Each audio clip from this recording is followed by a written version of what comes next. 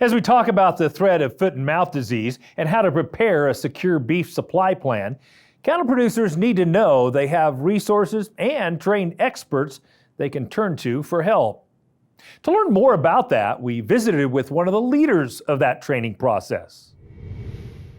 I'm joined now by Dr. Danelle Bickett-Weddle, owner of Preventalytics, and you do a lot of work in the area of biosecurity and the secure beef supply chain. Thanks for joining us today. Thanks for having me. Yeah.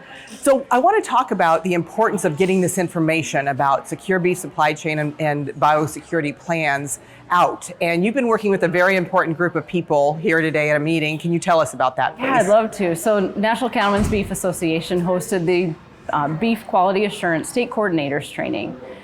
They're going to meet all week, and we piggybacked onto that to be able to do our first Train the Trainer program for this critical piece of getting information out to producers through those coordinators.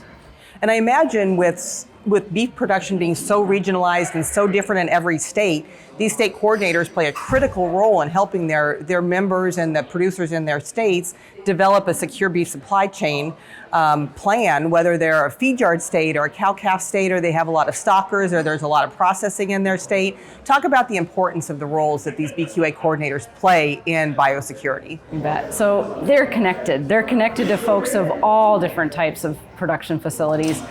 And I'm energized, right? Because we had folks in there that very much focused just on the feed yard sector. And so they could ask the questions and teach the folks that maybe only know a little bit more about cow-calf.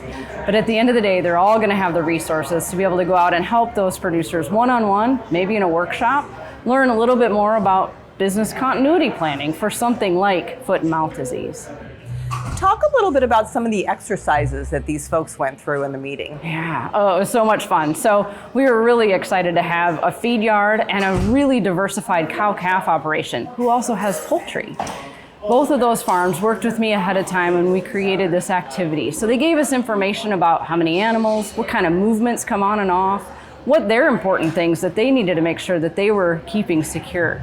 Created worksheets, PowerPoint presentations.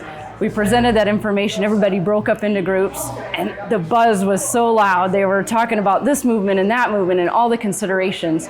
At the end of the day, they got to see kind of the answer key and the revelation. You could just see the light bulbs going off and how they could then take that activity and do it with their producers in their state, again, to just take that information to the field, to the people that need it the most. And that's a good point, to work with their producers in their state. So, with biosecurity, foot and mouth disease, of course, is the big one that keeps a lot of people up at night, but biosecurity plans have to be pretty fluid.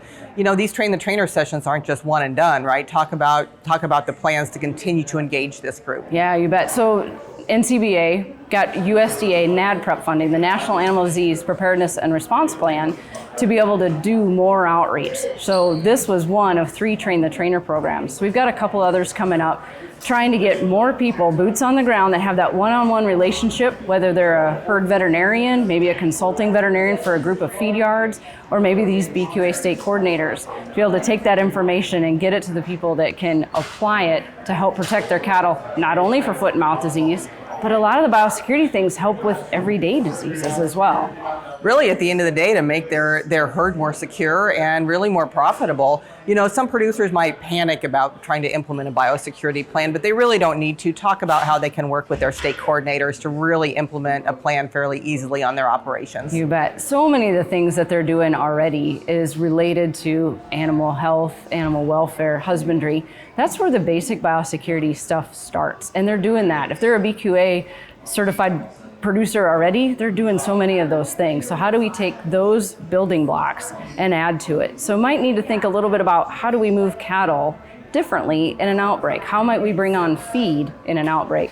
Those are all things that they can learn from their state coordinators through these training programs. This issue is so critical to keeping the beef industry and the beef supply chain safe and secure. Thank you for the work that you do and for the work that you're doing with our state coordinators. Oh, it's my pleasure.